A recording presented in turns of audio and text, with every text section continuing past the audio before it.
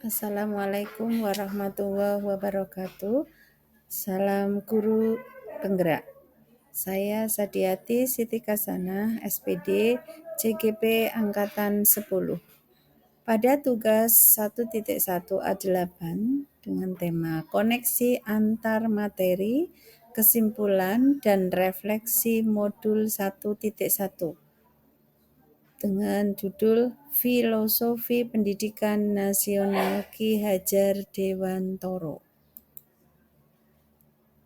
Sistematika refleksi. Yang pertama, simpulan materi, pemahaman sebelum mempelajari materi, pemahaman setelah mempelajari materi, dan rencana tindak lanjut. Pemikiran Ki Hajar Dewantoro. Yang pertama, pendidikan dan pengajaran. Yang kedua, tujuan pendidikan dan pendidikan yang menuntun. 3. Kodrat alam dan zaman dan asas trikon. Yang keempat adalah budi pekerti.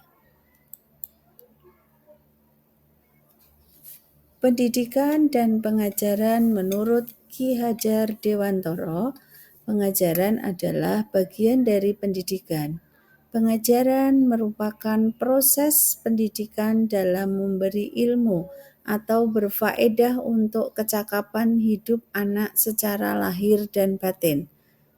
Pendidikan adalah proses memberi tuntunan terhadap segala kekuatan kodrat yang dimiliki anak agar ia mampu mencapai keselamatan dan kebahagiaan setinggi-tingginya, baik sebagai seorang manusia atau sebagai anggota masyarakat.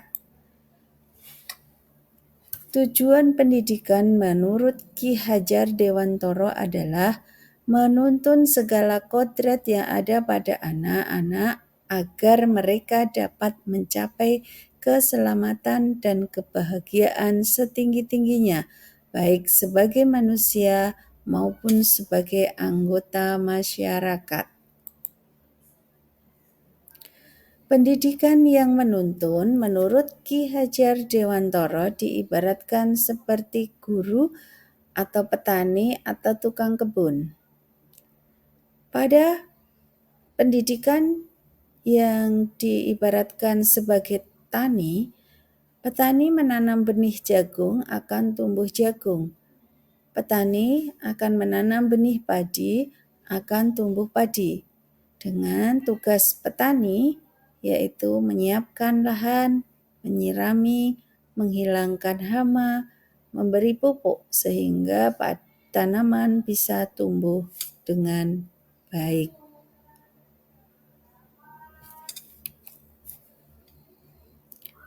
Proses menuntun menurut Ki Hajar Dewantoro ada 3 poin penting, yaitu 1. Ing ngarsa sung tulodo, di depan guru memberi contoh. Yang kedua, ing madya mangun karso, di tengah guru membangun motivasi atau kemauan. Yang ketiga, tutwuri handayani, atau guru di belakang memberi semangat atau dorongan. Kodrat alam dan zaman. Dalam mendidik anak, kita harus sesuai kodrat alam dan zaman siswa. Anak bukan tabula rasa. Anak bukanlah kertas yang kosong yang siap ditulisi. Namun, seorang anak sudah membawa kodratnya, bagaikan kertas yang sudah ada titik-titiknya yang kita tinggal menebalinya. Kodrat alam. Pendidikan menyesuaikan lingkungan alam dan sosial anak. Kodrat zaman. Pendidikan menyesuaikan dengan zaman. Pada pendidikan, menurut Ki Hajar Dewantoro memiliki asas trikon. Yang pertama, kontinu. Pendidikan itu bergerak maju dan berkesinambungan. Yang kedua, konvergen. Mengambil dari berbagai sumber. Yang ketiga, konsentris, relevan dengan kepribadian bangsa. Pendidikan yang menghamba pada anak.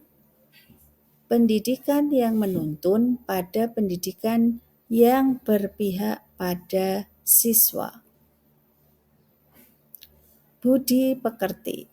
Budi pekerti adalah bersatunya atau perpaduan yang harmonis antara gerak, pikiran, perasaan, dan kehendak sehingga menimbulkan tenaga atau semangat, atau bisa digambarkan cipta ditambah rasa ditambah karsa ditambah pekerti akan menghasilkan keseimbangan atau keselarasan hidup.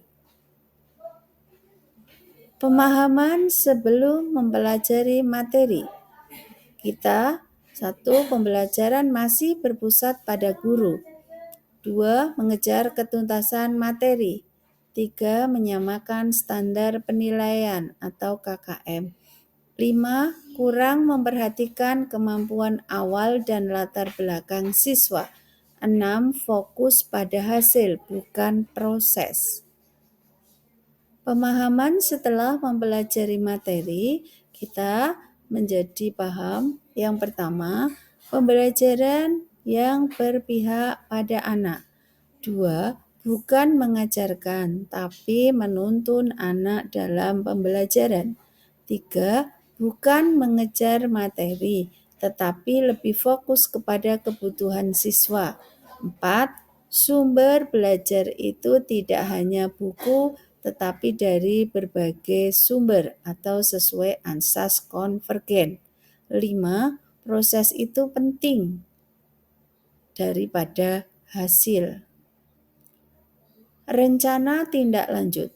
1. Melaksanakan pembelajaran yang berpihak pada siswa dengan merancang pembelajaran yang menarik, misalnya ada ice breaking, metode yang interaktif, dan lain-lain.